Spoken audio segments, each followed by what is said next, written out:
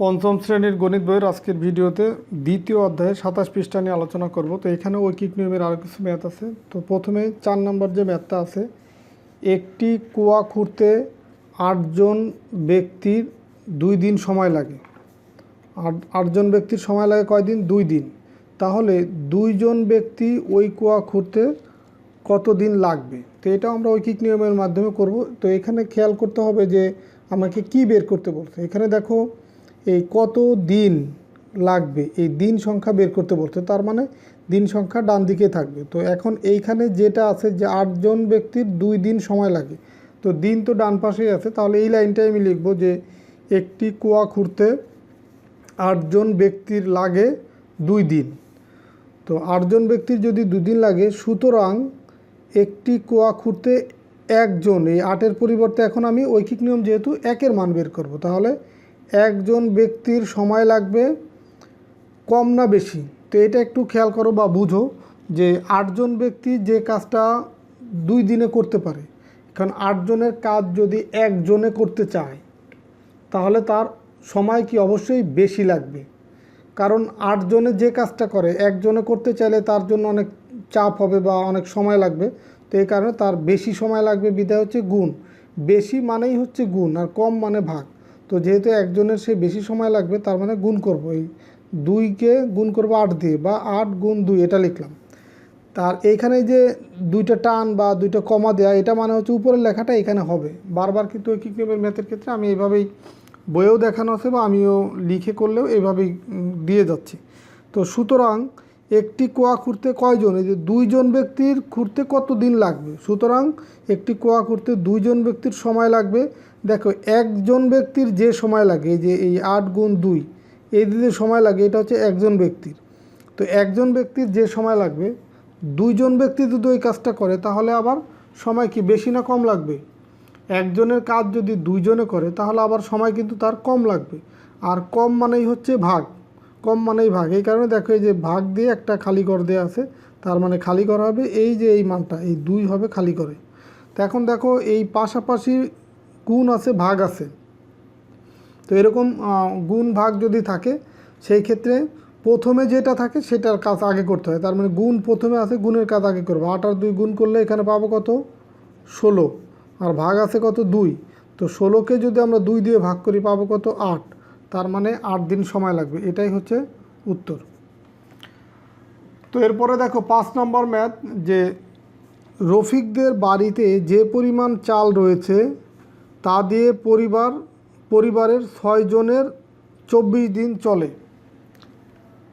মানে যে পরিমাণ চাল তার বাসায় আছে সেই চাল দিয়ে 6 জন মানুষ বা 6 জন পরিবারের সদস্য 24 দিন চলবে।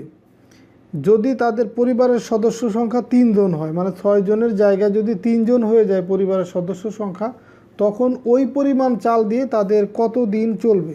এখানে দেখো দিন সংখ্যা বের করতে বলছে। তো এখানে যে প্রথম যে লেখাটা আছে 6 জনের 24 দিন চলে, তো এই লেখাটা ঠিকই থাকবে, কারণ দিন সংখ্যা পরের দিকে আছে। তো এখন এটাই লিখছে যে 6 জনের চলে 24 দিন, 6 জনের চলে 24 দিন। এখন ঐকিক নিয়ম মানেই হচ্ছে একের মান বের করতে হবে। এই কারণে যে একজনের চলবে, 6 জনের যদি 24 দিন চলে, একজনের কি কম চলবে না বেশি চলবে? ধরো তোমার বাসায় যে পরিমাণ রান্না করছে, ধরো তোমরা 4 জনে, তোমার পরিবারের সদস্য সংখ্যা 4 জন, 4 জনে ওই পরিমাণ ভাতটা খেতে পারো। এখন ওই 4 জনের খাবার যদি তুমি একলা খেতে চাও, মানে একজনে যদি খাও, তুমি যদি একা খাও, তাহলে কি এক বেলায় সেই ভাত শেষ হবে? হবে না, তোমার কিন্তু 4 বেলা খেতে হবে। তার মানে এই 6 জনের যে পরিমাণ 6 জনের চলে 24 দিন, যে পরিমাণ চালে একজন যদি ওই পরিমাণ চাউল খেতে চায়, তাহলে তার দিন সংখ্যা আরও বেশি লাগবে, তার আরও বেশি দিন সে খেতে পারবে। আর বেশি মানে কি? গুণ। তার মানে এই 24 গুণ কত? 6। এখন আবার একজনে এই এতদিন খেতে পারে, 24 গুণ 6। এখন 3 জনে যদি ওই পরিমাণ চাউল খায়, তখন কিন্তু আবার সময় কমে যাবে। আর কম হলে ভাগ, এই যে 24 গুণ 6 এটা ঠিক থাকবে। এইটাকে ভাগ করতে হবে কত দিয়ে? এই 3 দিয়ে, 3। তো এখন এখানেও তাহলে গুণের কাজটা আগে করতে হবে। 24 আর 6 যদি আমরা গুণ করি, এই 6 আর 4, 4 6 24-এর 4, হাতে আমার 2, 6 দুগুণি 12, 12 আর 2 14, তার মানে 144 পেলাম। 144 ভাগ কত? 3। এখন 3 দিয়ে যদি 144কে ভাগ করি তখন আমরা কত পাবো? তো এই ভাগটা তোমাদেরকে এখানে দেখাই দিই। 3 ভাগ হচ্ছে 144।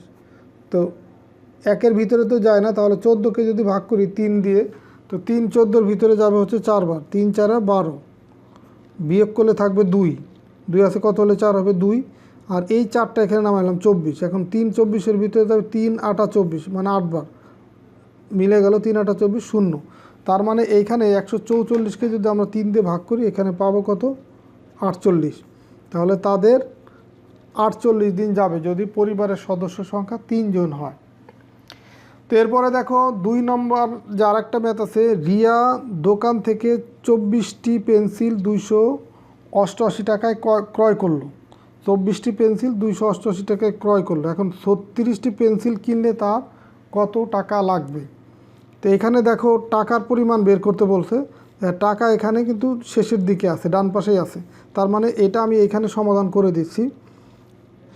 তো এইখানে সমাধান করব, এটা সমাধান। দেখো এখানে 24টি পেন্সিলের দাম দেয়া আছে কত? 24টি পেন্সিলের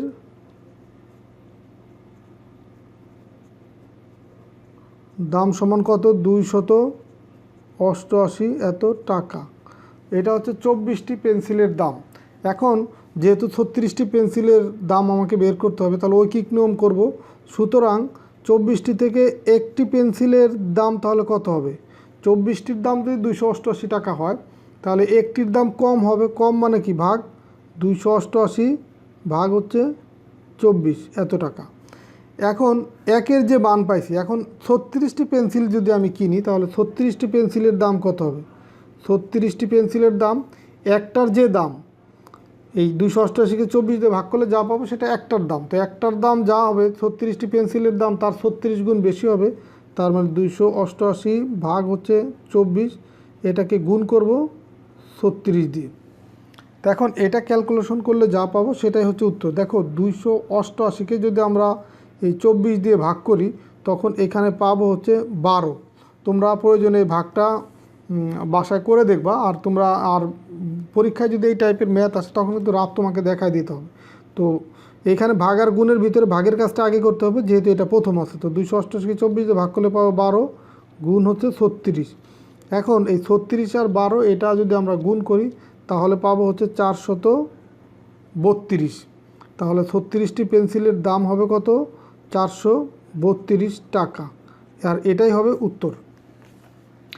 তো এরপরে দেখো আরেকটা ম্যাথ আছে, এই 6 নম্বর যে ম্যাথ, 6 নম্বর ম্যাথটা একটু খেয়াল করো। যে 2000 টাকা বিনিয়োগে মুনাফা হয় 200 টাকা। মুনাফা মানে হচ্ছে লাভ বা সুদ বা লভ্যাংশ। মানে 2000 টাকা সে যদি বিনিয়োগ করে তার 200 টাকা লাভ হয় বা মুনাফা হয়। এখন সে 200 টাকার পরিবর্তে যদি 500 টাকা মুনাফা করতে চায় তাহলে তার কত টাকা বিনিয়োগ করতে হবে? এখন এইখানে দেখো বিনিয়োগটা বের করতে বলছে। তাহলে এই লাইনটা আমি উল্টাই দিব, যে 200 টাকা মুনাফা হয় 2000 টাকা বিনিয়োগে। এই যে এই কথাটা এখানে লেখা আছে, 200 টাকা মুনাফা হয় 2000 টাকা বিনিয়োগে। সুতরাং 1 টাকা মুনাফা হয়, মানে 200 টাকা মুনাফা যদি হয় 2000 টাকা থেকে, তো 1 টাকা মুনাফা হবে আরও কম টাকা থেকে, কারণ 200-র চেয়ে 1 তো ছোটো। তো এই কারণে 1 টাকা যদি 200 টাকার পরিবর্তে যদি 1 টাকা সে লাভ করতে চায় তাহলে আর তাকে কম বিনিয়োগ করতে হবে। তার মানে কম মানে ভাগ 2000 ভাগ কত? এই যে এইখানে যে মানটা থাকবে 200, এত টাকা বিনিয়োগে। এখন 1 টাকা মুনাফার জন্য যদি তাকে এই পরিমাণ টাকা বিনিয়োগ করতে হয়, 500 টাকা মুনাফার জন্য তাকে আরও বেশি পরিমাণ বিনিয়োগ করতে হবে, আর বেশিটা গুণ হবে। তার মানে এখানে 2000 ভাগ যে 200 ছিল সেটা ঠিক থাকলো, আর এর সাথে গুণ করব, যেহেতু 500 টাকা মুনাফা করতে চাচ্ছে এখন, তাহলে 500 দিয়ে তাকে গুণ করে দেব। তো এখন এই 2000কে যদি 200 দিয়ে ভাগ করি, তো ভাগের সময় এখানে ভাগ আছে গুণ আছে, তো ভাগের কাজটা আগে করব।